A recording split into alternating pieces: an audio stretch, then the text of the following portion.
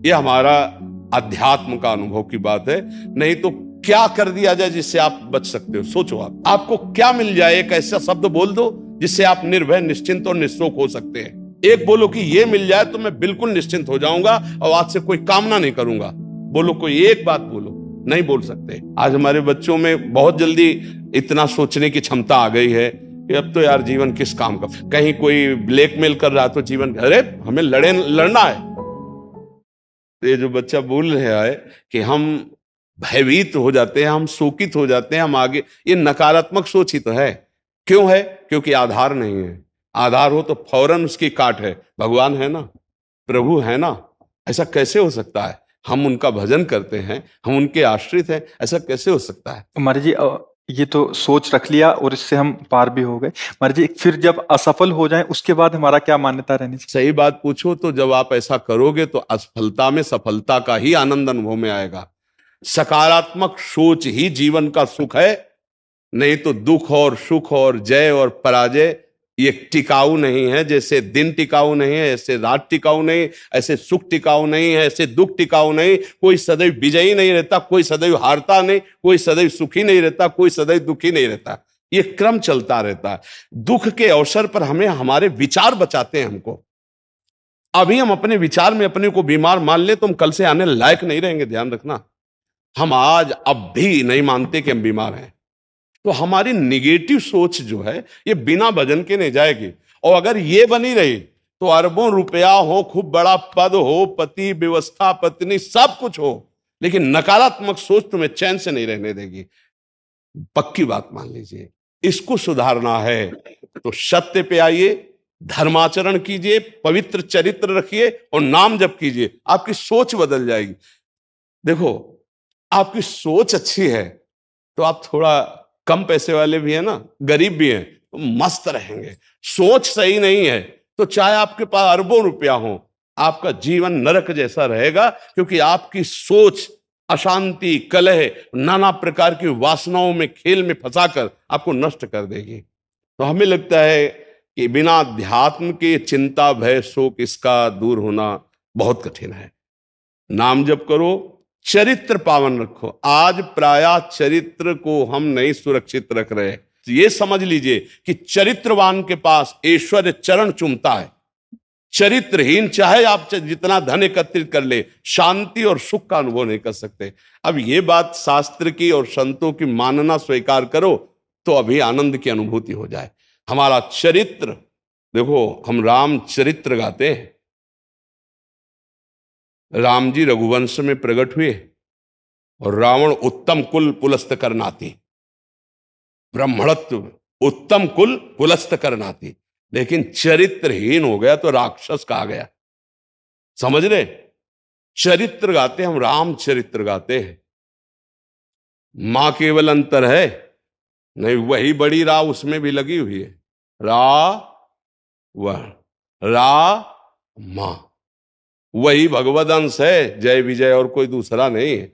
ये लीला करके दिखाया कि एक चरित्रहीन हो गया तो राक्षस है, और चरित्रवान वही भगवान। सब में भगवान है, वही अब लीला कर रहे हैं। देखो, हम अपने चरित्र को पावन रखें, हम धर्म से चले, नाम जप करें तो अब कहीं भी आपके अंदर नकारात्मक भाव आपको परास्त नहीं कर सकता।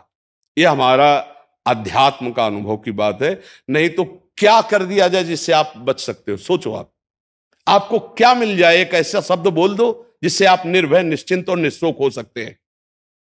एक बोलो कि ये मिल जाए तो मैं बिल्कुल निश्चिंत हो जाऊंगा और आज से कोई कामना नहीं करूंगा।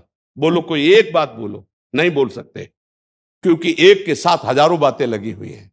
एक केवल वो है कि परमात्मा मिल जाए तो फिर सब पूर्ण हो जाए। जिसके पाने के बाद कुछ पाना बाकी नहीं रहता, जिसके जानने के बाद कुछ जानना बाकी नहीं रहता, और जिसको अनुभव करने के बाद कोई भय नहीं रहता।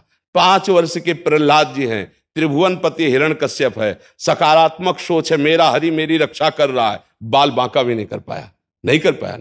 हाँ, अगर हमारी कभी पराजय होती तो उस समय भगवान इतना बल देते हैं, इतना सुख देते हैं कि वो पराजय क्षण में नष्ट हो जाती है, हमें शोक नहीं होता।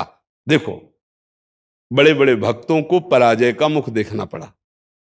धर्मराज युधिष्ठिर अभिषेक हुआ, इंद्रप्रस्थ के सिंहासन पर चक्रवर्ती सम्राट पद पर बैठे, कपटियों ने कपट करके परास्त किया। 12 वर्ष का वनवास, 1 वर्ष का अज्ञातवास, परिणाम भारी कष्ट सहा। ऐसे महारथियों को छुप के रहना पड़ा, लेकिन परिणाम फाइनल पे आइए तो चक्रवर्ती सिंहासन पर महाराज युधिष्ठिर ही बैठे, उनके कुल में कोई नहीं रह गया, सब विनाश को प्राप्त हो गए। तो हमें लगता है धर्माचरण, भगवद आश्रय, पराजय कभी होती भी है तो वो विजय की ही आशा पुष्ट करती है, और भगवान इतना बल देते हैं कि पराजय उसे दुख नहीं दे पाती है। तो इसलिए हमें नाम जप करना चाहिए, भगवद आश्रित होकर के अध्यात्म को समझना चाहिए। आज हमारे नवीन बच्चे अध्यात्म को नहीं समझ रहे, तो बड़ी आचरण में बड़ी अपवित्रता आ चुकी है। आप देख लीजिए कैसे कैसे गंदे अपने जीवन को इन अवगुणों से युक्त कर लिया गया, व्यसन, व्यभिचार। अब ये अध्यात्म का ज्ञान ना होने के कारण अपना नाश कर रहा है। तो चरित्रहीनता, गुणहीनता और नकारात्मक सोचे, अगर इनको हमें ठीक करना है तो हमें बहुत सावधान रहना, हमें अपने चरित्र को बचाना है। आज हमारे बच्चों में चरित्र सुरक्षित नहीं रह पा रहा है। आज बच्चों का जीवन बड़ा संकटपूर्ण जा रहा है। बात पक्की समझना, हमको जब ऐसी बात आती है तो हम दुखी होकर के बोलने लगते हैं कि आज हमारे राष्ट्र का जो ये नवीन भविष्य है, ये संकटपूर्ण परिस्थिति में जा रहा है। गर्लफ्रेंड, ये बॉयफ्रेंड, ये व्यसन, ये इनको चैन से नहीं रहने देंगे। नवीन नवीन अवस्था के बच्चे हैं, जब गंदे आचरणों में फंस जाते हैं, अब उनको ब्लैकमेल किया जाता है। वो अपने माँ बाप से बता नहीं सकते कि दूसरे से कहने घुटते रहते हैं, और अगर ज्यादा घुटन आ गई तो अपने आप को। तो इसलिए हमें लगता है अध्यात्म को समझा जाए और नाम जप करते हुए चरित्र पावन रखा जाए। आपका इसमें कोई संशय?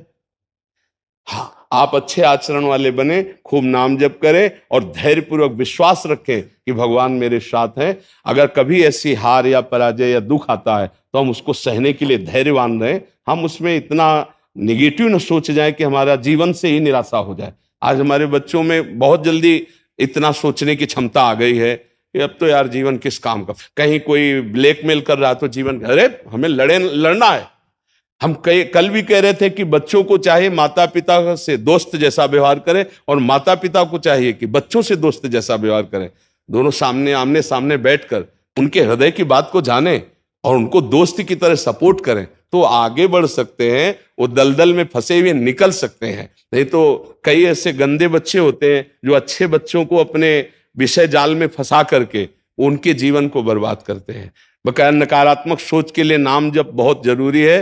चाहे आप स्त्री हो, चाहे पुरुष हो, चाहे गृहस्थ हो, चाहे विरक्त हो, जब तक नाम जप नहीं करोगे, आचरण पवित्र नहीं रखोगे, तो वास्तविक सुख का अनुभव नहीं होगा।